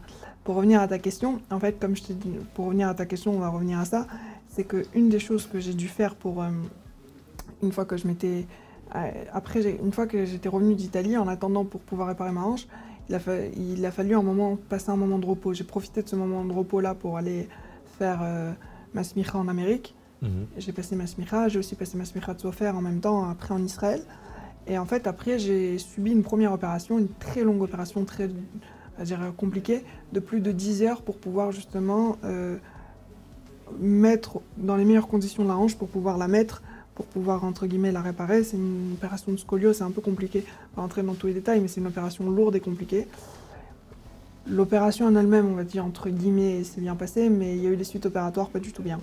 j'ai attrapé ce qu'on appelle une infection nosocomiale, j'ai eu une septicémie et vraiment j'ai vraiment failli passer. Ça a été très très grave, j'ai passé une semaine en réanimation. Il y a eu quelque chose, ça a été vraiment malheureusement la situation était tellement dégradée que ça a été vraiment très très très grave. Et donc en fait, j'ai passé plus d'1 an à l'hôpital. 1 an à l'hôpital? Un an à l'hôpital et c'était vraiment... j'avais eu déjà des hospitalisations mais jamais tellement longues. J'ai eu plusieurs hospitalisations dans ma vie mais jamais tellement longues comme ça. Et là, pendant ces 1 an à l'hôpital, bien sûr, j'avais ma famille, mes amis qui venaient me voir. Mais j'avais remarqué quelque chose, c'est que y avait plusieurs visites, on va dire, des autres religions. Mais j'ai remarqué qu'à l'hôpital... Qui venaient te voir? Qui venaient me voir. Mais il n'y avait pas de visite. C'était quoi votre discussion? Voilà, ils venaient, ils me disaient comment ça va et tout. Mais des discussions, on va dire, un peu basiques, quoi, comment ça va, etc. Mais j'ai remarqué qu'il y avait ce manque-là à l'hôpital d'une visite, on va dire, d'un rabbin, quoi. Je me suis dit, c'est pas possible. On a l'imam, on a le curé et on n'a pas le rabbin. Il n'y a pas de rabbin qui vient visiter les malades voilà, tout le temps, quoi. Les personnes hospitalisées. Voilà. Et en fait, après, et je me suis dit, c'est quelque chose qui m'avait profondément marqué. Pour revenir au début, tu avais déjà cette personne quand tu étais petit qui était venue te voir. Qui était venue me voir. Et maintenant, et en fait, ce fait d'être hospitalisé, ça m'a réveillé cette chose-là. Je me suis dit, je vais le faire. C'est quoi, je vais le faire? Toi, tu dis quoi? Il y a des gens qui ont besoin de... Il y a des gens qui ont besoin de ça. Et en fait... Donc toi, en fait, tu es à l'hôpital. Enfin, pour revenir, en fait, tout à l'heure, je me disais c'était ta philosophie dans ta vie. Tu es à l'hôpital. Au lieu de te dire, je suis à l'hôpital, tu te dis, attends, il y a des gens qui ont besoin de moi à l'hôpital. Voilà, donc il faut qu'on fasse quelque chose. Il faut qu'on fasse quelque chose pour les aider à eux. Voilà, exactement. Et ça va t'aider à toi aussi de les aider à eux. Voilà, exactement. Ouais. On va dire ça comme ça. Et en fait, aussi, une des choses qui s'est passée, c'est que quand j'étais à l'hôpital, je t'ai dit, j'ai passé 1 an. C'était un an très, très compliqué parce qu'il y a eu des hauts, des bas. On ne savait pas exactement ce que j'avais. Après, on avait trouvé très, très compliqué. Et un jour, j'appelle mon grand-père et il me dit comment ça va. Je lui dis, écoute, c'est un peu compliqué, je ne sais pas la situation, je ne sais pas trop comment ça évolue. Et il me dit, écoute, j'ai eu une histoire du rabbi un peu extraordinaire. Il me dit, il y a quelqu'un qui est hospitalisé. Et le rabbi lui avait dit, si tu es hospitalisé, c'est que tu as une shlichut à faire à l'hôpital.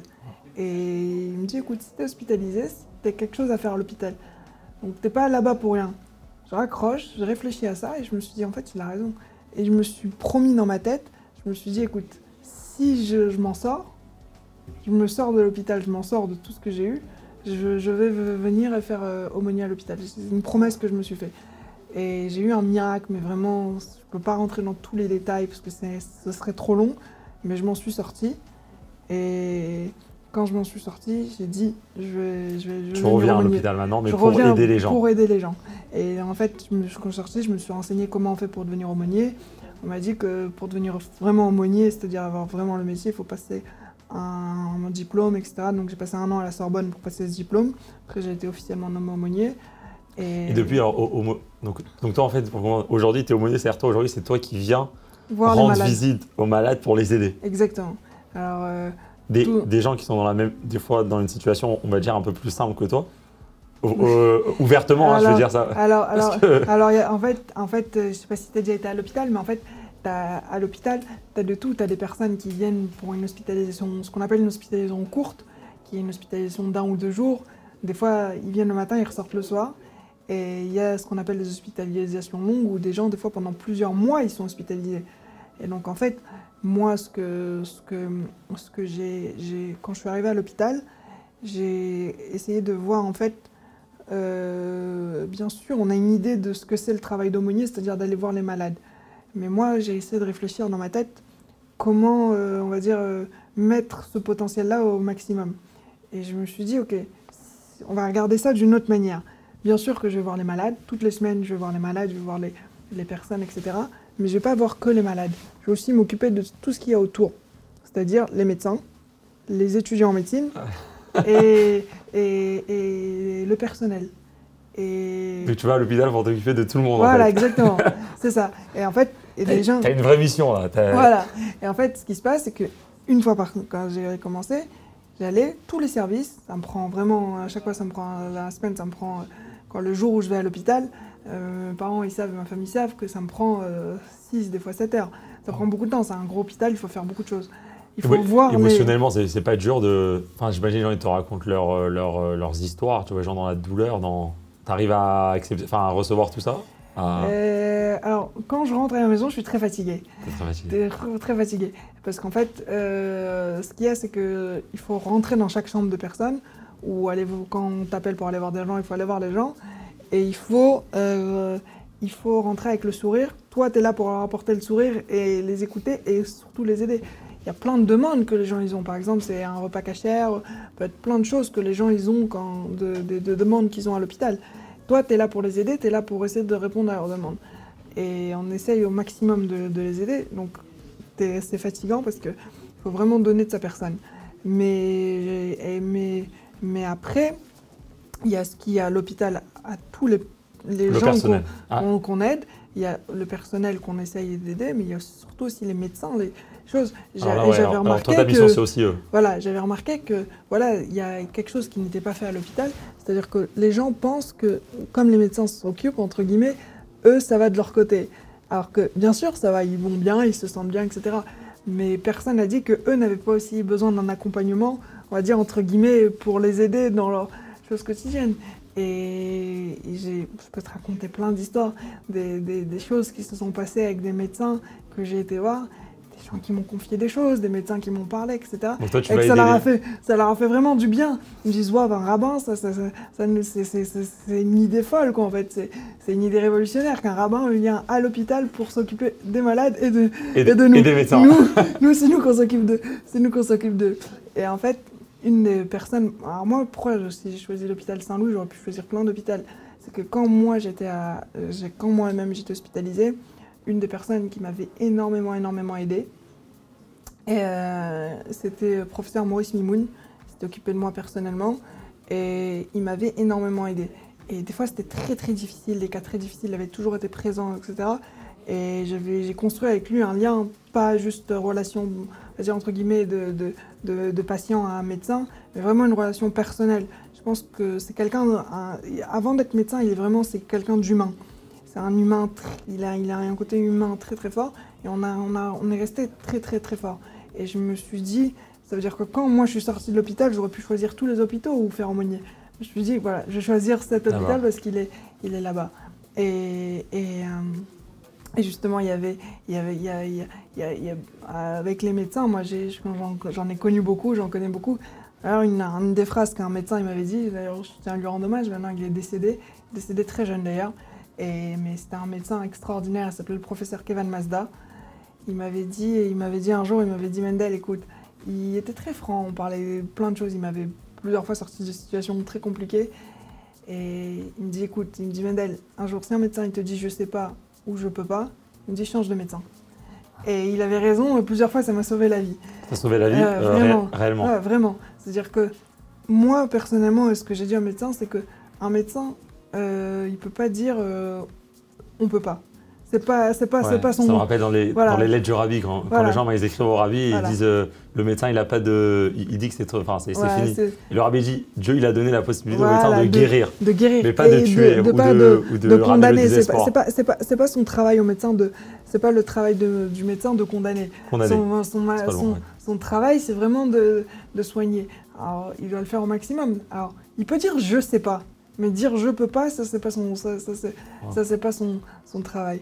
Et donc on a vraiment travaillé et sur les patients où grâce à Dieu on a créé maintenant un vrai réseau. Les gens ils m'appellent souvent comme ils savent que je passe, donc dès que à part les visites que je fais, dès que je reçois un appel, bien sûr, c'est des gens qui m'appellent des fois très tard dans la nuit, ça peut être 3h du matin, 4h du matin, parce que des fois il y a des décès, des choses, il faut répondre présent bien sûr pour ces gens. Il y a aussi des fois, il y a encore, semaine dernière encore, il y a une dame que je me suis occupée d'elle, qui était hospitalisée pendant longtemps, et ça m'a énormément touchée, parce que pas toutes les personnes qui font ça, mais ça m'a beaucoup touchée. Elle s'en est sortie, et c'était une situation très compliquée, et elle m'appelle très souvent, et juste pour me dire comment tu vas, est-ce que ça va, comment il va tel médecin, moi je vais bien, est-ce que tu vas bien, ça veut dire entre guillemets, et le lien il est resté malgré qu'elle est sortie de l'hôpital, quoi. Ouais, c'est ça, et même après. Et pour les médecins, ce qu'on a réfléchi, ce que j'avais réfléchi à faire, c'est c'est que une des choses que quelqu'un m'a dit, il me dit non, les médecins, tu comprends, c'est des gens occupés, etc. Je me suis dit, le médecin, c'est un être humain, il réfléchit un peu comme nous, pas plus occupé. Je me suis dit, qu'est-ce qu'on pourrait faire comme projet pour pouvoir faire pour eux? Plein de choses, il y a des choses qui se font déjà, mais je voulais un truc un peu original, un truc qui sort un peu de l'ordinaire. Donc on a fait une soirée l'année dernière qui a réuni plus de 100 médecins. C'était quelque chose. Il y a déjà eu des sortes de soirées comme ça, mais il y avait une vraie puissance dans cette soirée-là. Beaucoup de médecins qui ont pris des bonnes décisions. C'est une soirée pour quel objectif? Alors déjà, c'était pour Akel l'année dernière. C'était l'année de Akel, de rassemblement. Ouais. Mais normalement, on devrait refaire encore une soirée comme ça. Mais aussi. C'est quoi ton but? C'est de rassembler des médecins, des professeurs voilà, dans la médecine? Des médecins, des étudiants en médecine, tout ce qui concerne le corps médical. Et on leur fait une soirée pour eux. C'est-à-dire on construit l'idée de l'année dernière, c'était qu'on avait construit la soirée pour eux. Comment leur faire une soirée qui va les intéresser à eux et qui va leur permettre d'avancer en fait dans leur judaïsme au quotidien. Et il y a eu vraiment des retours extraordinaires, des gens qui ont commencé à mettre les tuiles tous les jours, qui ne mettaient pas, des gens on leur a offert à chacun un Rambam. Et j'ai des médecins qui encore aujourd'hui, voilà, les Maïmonides, des médecins qui aujourd'hui encore me disent voilà. J'apprends Rambam tous les jours, je fais Rambam tous les jours grâce à ça. Cette soirée. Et vraiment, un rapport, il y a eu des retours vraiment extraordinaires. Medel, la vérité, c'est tellement passionnant ton histoire, de voir tout ce qui s'est passé, de voir comment tu as réussi à surmonter. Je pense que c'était une des raisons essentielles pourquoi on a voulu faire ce podcast ou pas. Des fois, on entend beaucoup de cours, des gens qui nous parlent et ils connaissent énormément. Mais la vérité, on est touché des histoires du vrai vécu. Je pense que c'est même comme l'histoire de ce jeune qui a entendu comment tu as passé ton Shabbat et qu'il accepte sur lui de faire Shabbat. J'aimerais vraiment terminer juste avec 2 questions. Est-ce que dans toute ton histoire, tu as peut-être eu des pensées où, on va dire, tu t'es énervé contre Dieu, ça va être un grand mot pour dire ça. Mais est-ce que tu as eu certains moments ou peut-être on va dire de désespoir ou des questions pourquoi moi, j'aurais pas pu juste continuer ma vie normalement. Alors, peut-être c'est un peu une vraie question, c'est une très bonne question que tu et Sylvie, quand je vois ton courage et ta force psychologique, j'aimerais bien juste savoir comment tu vis au quotidien par rapport à tout ça où je suis né normalement, j'aurais pas pu juste continuer ma vie. Comment tu travailles avec toutes ces pensées? Et je pose ces questions parce qu'on a tous ces pensées, chacun dans nos difficultés, pas autant, mais je pense avec toute la force que tu as, comment tu fais avec tous ces pensées qui peuvent, s'ils viennent? Alors moi, je vais te dire les choses très franchement. C'est qu'on va essayer de faire très rapidement. C'est que le handicap, le fauteuil roulant, c'est pas quelque chose qu'on peut oublier. C'est pas quelque chose qu'on s'habitue. Si quelqu'un aujourd'hui s'habitue, par exemple moi, j'ai pas acheté de fauteuil roulant, juste récemment j'en ai acheté pour des raisons, mais ça faisait 3 ans, mais sinon j'ai jamais acheté de fauteuil roulant parce que moi j'ai pas un objectif de rester dans un fauteuil roulant toute ma vie. Jamais été l'objectif. Un fauteuil roulant, c'est pas quelque chose qu'on peut oublier. Moi j'ai souvent l'habitude de dire quelque chose qui t'accompagne et c'est quelque chose qui te torture au quotidien en fait. Parce qu'en fait, la première chose que quelqu'un, quand il se réveille le matin, il pense, c'est il se lave les mains, il fait Modéani, il pense, il va s'habiller, etc. Première chose que quand nous, on est en fauteuil roulant, on se réveille le matin, c'est à pas louper le transfert parce que sinon tu finis par terre, c'est déjà arrivé. Donc en fait, le matin tu te réveilles, tu penses à ça, le soir c'est pareil, tu peux être très fatigué mais il faut pas louper le transfert. Et toute la journée, chaque mouvement que tu fais, chaque pas que tu fais, en fait c'est pas un pas naturel, c'est un pas où il faut donner une impulsion, etc. Non, parce que le fauteuil roulant c'est quelque chose que ça demande un effort au quotidien. Chaque chose, faut pousser pour que ça avance. Et en fait, c'est ça qui demande. En fait, c'est quelque chose de très très dur, on va dire, moralement. Chaque instant, on réfléchit à ça, qu'il faut pousser vraiment très très fort. Et c'est pas facile. Et de dire qu'on n'a pas des questions, qu'on n'est pas énervé, etc. Moi, je vais te dire des choses très franchement, parce qu'on se connaît, ça fait longtemps. Les gens qui disent c'est à cause de ci, c'est à cause de ça, ou etc. Pour moi, j'y prête pas trop attention. Je pense dire que c'est à cause de ci ou à cause de ça ou on méritait ça. Je pense que quelqu'un qui souffre, faut pas dire voilà, rien justifie sa souffrance et il faut pas essayer d'expliquer, il faut pas essayer de justifier ça. D'un autre côté, il faut aussi réfléchir que si on croit en Dieu je vais essayer de faire deux petits points très courts. Et un jour, il y a quelqu'un, il y a justement, je parlais avec un grand professeur il y a 2 semaines, et il me dit, à la fin, il me dit, t'as raison.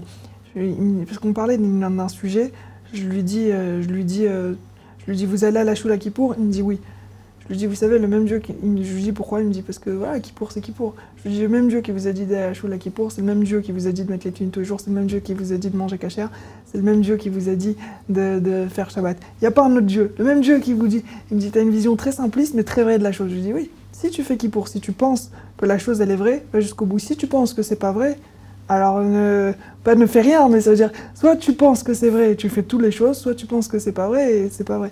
Moi, je pense que c'est vrai, que Dieu, il existe, que Dieu, il fait les choses, et je vais finir sur ça. Il y a un très joli mot, il y avait un amour qui s'appelait le amour de Tzanz Koliensburg, qui a une Niftar, je pense, Tet Tammuz, Tafshin Dalet, et lui, il a perdu sa femme et ses 11 enfants à la Shoah. Et d'ailleurs, il s'était promis quand il était dans les camps que s'il sort, il va construire un hôpital. Et lui, il a fait un hôpital. À Netanya. Et un jour, on lui a demandé, on lui a dit, mais t'as pas des questions sur Dieu, sur ce qu'il t'a fait, etc. Il a énormément souffert. Il a dit, bien sûr que j'ai des questions. Évidemment, j'ai des questions tous les jours. Il a dit, je vais vous dire une chose. Pour répondre à mes questions, il y a une personne qui peut me répondre, c'est le bon Dieu lui-même. Il a dit, alors? Il dit, je préfère rester avec mes questions en bas qu'avec mes réponses en haut. Oh. Je vais te dire la même chose. Tu penses la même chose. Voilà. Tu as les questions et... Les questions, ils restent. Et les réponses... tu avances. Le jour où on avance et le jour où on aura la réponse, on aura la réponse. Et dernière question, peut-être tu m'avais déjà dit un peu, mais avec toute ton histoire inspirante, qui va inspirer, je pense, énormément de monde. Qui est la personne, toi, une personne ou... Ouais, une personne. Qui est la personne, toi? Alors, bien sûr, il y a beaucoup de personnes dans ta vie qui t'ont aidé, mais qui t'inspire à toi énormément, qui t'a aidé énormément, parce que c'est une personne que peut-être que tu as rencontrée et que tu n'as pas rencontrée. Alors, je vais te dire les choses très franchement, c'est que je pourrais pas te citer une personne, je pourrais te citer des dizaines de personnes. Tous les gens que tu par exemple, une des personnes, peut-être qu'on n'en avait pas parlé, mais 2 personnes que j'ai vues dans ma vie et qui m'ont inspiré énormément, c'est un nom peut-être que tu le connais pas, peut-être les gens qui vont nous entendre ne le connaissent pas. C'est le Rav Itzi Horvitz qui est à Los Angeles. Oui, il a la maladie de Charcot. Et quand moi j'étais à San Diego, à Lac Boismer, j'étais partie à Los Angeles, je l'avais vu. Et en fait, à San Diego, on recevait la sikha toutes les semaines, une sikha du Rabbi, qu'il écrivait avec ses yeux. Ouais, il est paralysé. Il a la maladie de Charcot, il est paralysé. Il peut uniquement et il donne communiquer avec ses yeux. Avec ses yeux, il donne des shiurim de Torah avec ses yeux. Avec ses yeux. Quand on voit ça, déjà, ça nous met une claque, on se dit bon, faut rester humble. Et on va dire entre guillemets un héros, on va dire entre guillemets historique, qui m'a vraiment énormément inspiré. Quand j'avais 8 ans, j'ai lu l'histoire le livre entier. Il a écrit 2 livres, Aish Shelo Nirma, l'homme qui n'a pas flanchi. C'est l'histoire d'un chassid qui s'appelait Rav Eliezer Nanes. Il a passé 20 ans en Sibérie. Et ouais, il y a eu... Si je ne me trompe pas sur lui, c'est le juif qui a passé le plus d'années dans les camps en Sibérie pour une raison à cause de voilà. qu'il a diffusé la Torah. Voilà. Alors il y a beaucoup de chassidim qui sont très inspirants, comme Reben Del Futerfas, on peut en citer encore beaucoup. Mais pour moi, je sais pas pourquoi... À 8 ans, quand tu as 8 ans, c'est-à-dire après ton accident, tu as lu son livre? Après mon accident, j'ai lu son livre. Par hasard ou parce que tu... Vraiment un hasard total. Je lisais hébreu, j'avais son livre, et j'ai commencé à lire, ça m'a plu, et j'ai lu le livre. Et j'étais complètement... Ce livre-là, il m'accompagne au quotidien, et ce personnage-là, il m'accompagne au quotidien. Beaucoup de gens, Reben Del Futerfas, il a passé 10 ans, etc. Mais quelqu'un qui passe 20 ans, et que... Je me suis... Vraiment, j'ai compris des fois dans les choses qu'il écrivait, des choses qu'il pouvait vivre chaque Shabbat, chaque jour, c'était une guerre. Et pourtant, il s'est battu, et à la fin, il s'en est sorti. Et souvent, je me dis, bon, il y a un combat, c'est très dur, pas aussi dur que lui, parce que lui, là, il a vraiment... Quand on lit son livre, on comprend c'est quoi la vraie souffrance, mais à la fin, on va s'en sortir. Oh, magnifique. Oh, mais là, je voulais terminer en te souhaitant... Déjà une très bonne guérison, Bezrat Hashem très bientôt. Amen. Et une très grande aslacha. Je pensais que tu faisais que aumônier, sofer. En fait, tu as aussi des communautés un peu... Voilà, on essaye d'aider. Tu as pas mal de responsabilités. Voilà. Alors, une grande aslacha et vraiment merci beaucoup de partager. Et je pense que ça va aider et inspirer énormément de gens. Ah, merci beaucoup à toi, Shalom. Et Une grande atzlacha pour tes futurs projets. Merci beaucoup.